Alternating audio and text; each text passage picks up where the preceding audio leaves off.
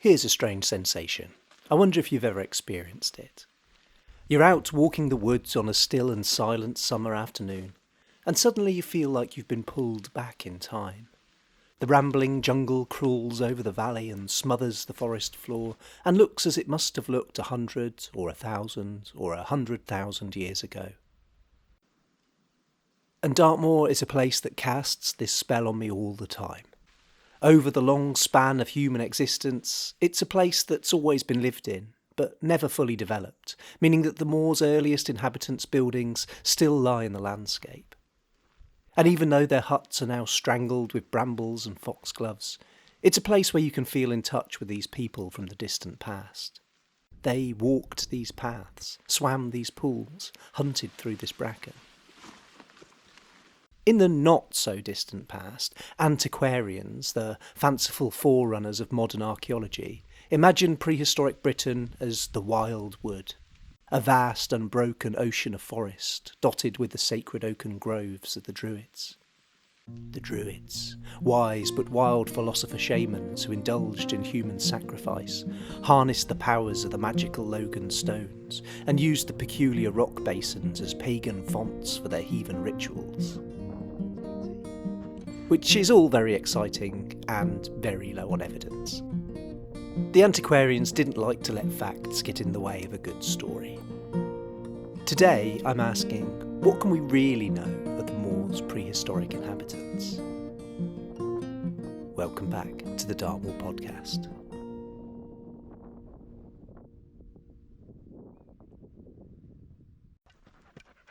Today I'm heading out to the fern-worthy area of the moor to look at some ancient monuments. One thing we can be sure of is that the prehistoric people of this area were absolutely potty about building them. Stone circles, stone rows, kists, cairns and standing stones. Prehistoric is going to be the word of the day, literally meaning the time before written records were kept. British history, by this definition, really doesn't begin until 43 AD, when Claudius's Roman legions swept into Britain and began to keep a track of things. If we try and look for a description of what this island or its people were like, even a few years before that date, we will be met with an utter blank. And considering that the Dartmoor people were building their stone rows perhaps 2,000 or 3,000 years before this, you will see that we are peering into complete darkness. The first monument of the day, Scorrel Stone Circle. Oh, say hello to the Dartmoor pod mum and the 2 dogs who joined us for the start of this adventure. There is no historical hearsay to inform us about the mysterious people who erected these stones, only pure archaeological deduction. And what does it tell us about the world these monument builders were living in? Well, even dating these structures is more difficult than you'd think, as it's impossible to tell if they were built all in one go or were some sort of ongoing project, something that was added to or altered over potentially thousands of years. But if we accept them as being early Bronze Age, perhaps 2,000 or 3,000 years BC, then we are looking at a world of farming, pottery, stone tools transitioning towards simple metal ones. But, as we've established, not writing. All knowledge would have been passed down orally, perhaps in the form of songs or stories. And this landscape? How would that have looked? Well, not too different from today. There might have been a few more trees about, but it seems that the people here had already largely deforested the land to use it for agriculture. There almost certainly would have been more people about, though. The moor was a much more bustling place than it is today. Settlements of stone huts dotted the hillsides, farmers herded cattle across the plains, and miners scoured the valleys for the tin, which would be instrumental in the production of the bronze weapons that defined the next 2 millennia. These folk would have shared the hills with wolves, lynx, and the odd bear. No ponies, though. It seems we might have eaten them all.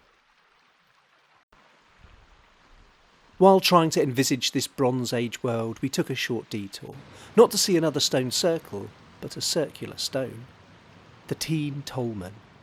4,000 or 5,000 years ago, when our Bronze Age ancestors sat by this stream, this bizarre feature would have likely looked just the same as it does today.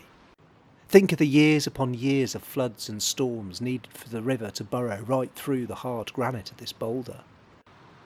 And over the intervening years, many legends have sprung up around this mysterious stone donut, one being that it could cure rheumatism, which is worth a try, I suppose.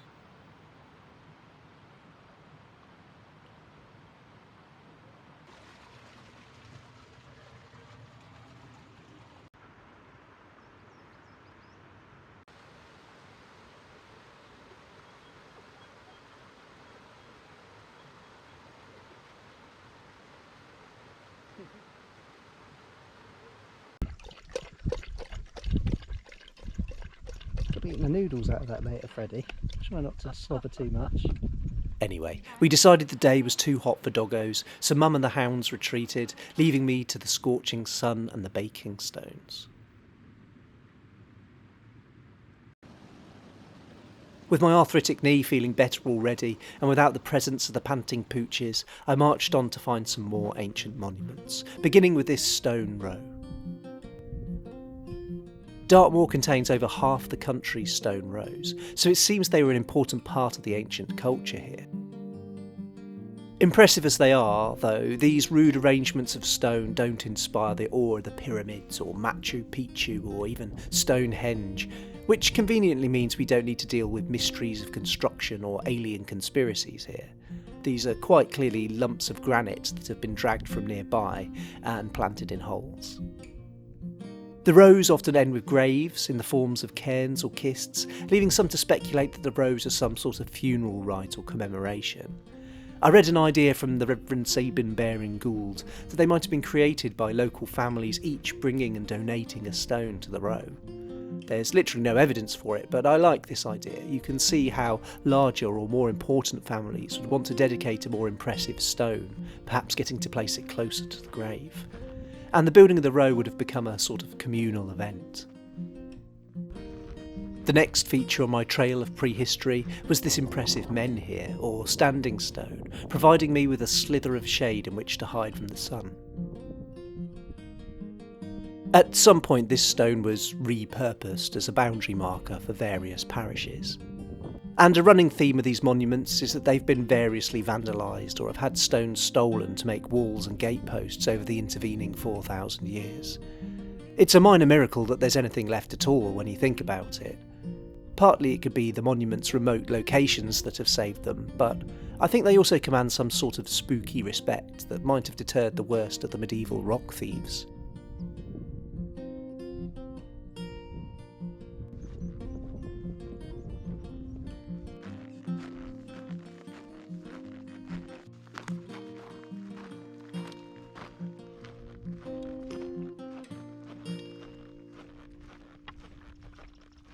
My next circle, at Froggymede in Fernworthy Forest, feels particularly unusual with its surrounding army of dense trees.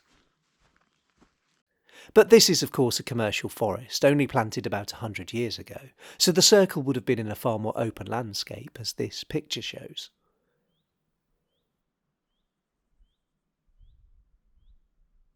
Spinal Tap's Nigel Tufnell famously remarked to the people who built Stonehenge that no one knows who they were or what they were doing. And I'd argue that he was half right, because thanks to archaeology we have a better picture of what these people were like than ever before. A rare modern excavation of the nearby White Horse Hill Kist, containing the cremated remains of the young woman, revealed all sorts of fascinating information about these people. And we can throw away the textbook image of the beige caveman with his straggly hair and beard. It seems that the societies who lived here in the Bronze Age were much more exotic looking. Think feathers, beaded bracelets, woven clothing, piercings, tattoos. Though I find the idea of a culture with tattoos but without writing pretty strange. Think more Native American than Stig of a Dump.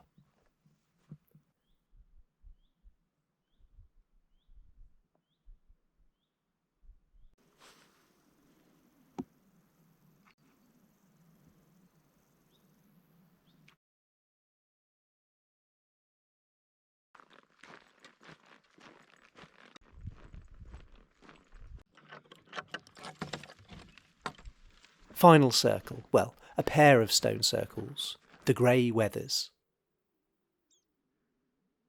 Wether is an old name for a sheep, and legend has it that a gullible and perhaps rather drunk farmer was tricked into buying these stones as a flock of sheep after viewing them in the mist. And you can see how that would be just about possible, with the odd low square stones of this particular arrangement.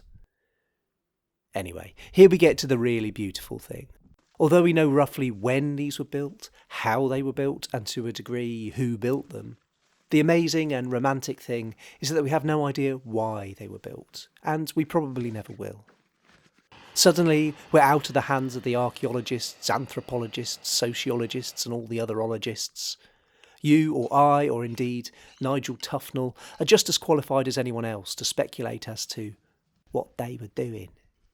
There's a strong impulse to suspect that something went on inside these stone rings, but to grasp it, we have only our imaginations. Here's where my imagination goes. Well, firstly, a stone circle is a circle, a ring. Now, that could just be a nice easy shape to make, but it's also a shape with lots of symbolism. It could represent the sun, the moon, an eye, a flower. But digging into an even more root level of symbolism, a circle has no end, perhaps representing the cyclical, repeating nature of the year. And there does seem to be some astronomical alignment in many of Dartmoor's circles, with a summer solstice sunrise or sunset appearing or disappearing directly over one of the more impressive stones. So were these monuments some sort of giant calendar? Perhaps other stones represented other important dates in the year. When the sun sets over that stone, it's time to plant grain.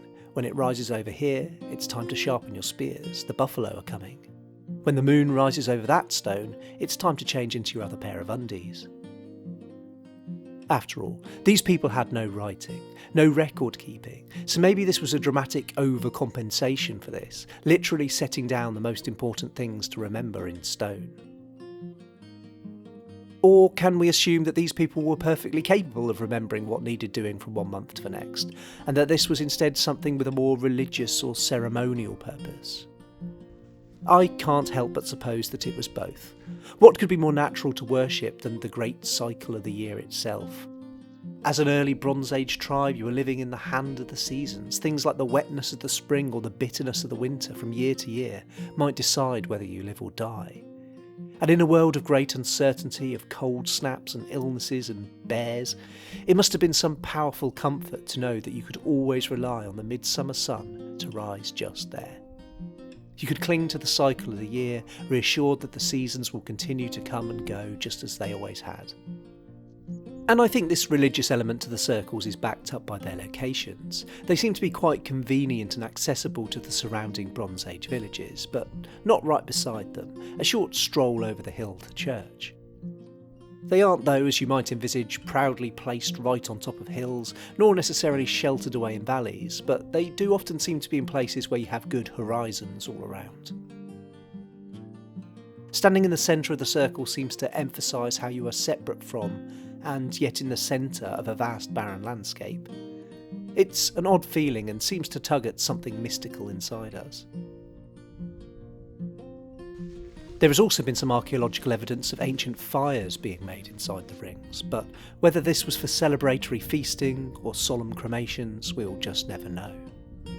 There's certainly a sombre vibe to the stones as they are now, but maybe that's partly due to their decrepitude, and maybe they were further decorated than we see today. The stones could have been garlanded with flowers or covered in bright pigments. The rings could have rung with a sound of joyous singing.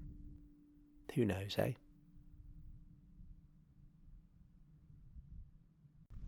The fact is that once the archaeologists have done their best, we are pretty much back to being antiquarians. An archaeologist can date a stone, uncover fragments of pottery, work out an astronomical alignment, but they can never work out what was going on inside the heads of the people of these hills. That is the realm of the creatives, poets, artists, or maybe just dreamers.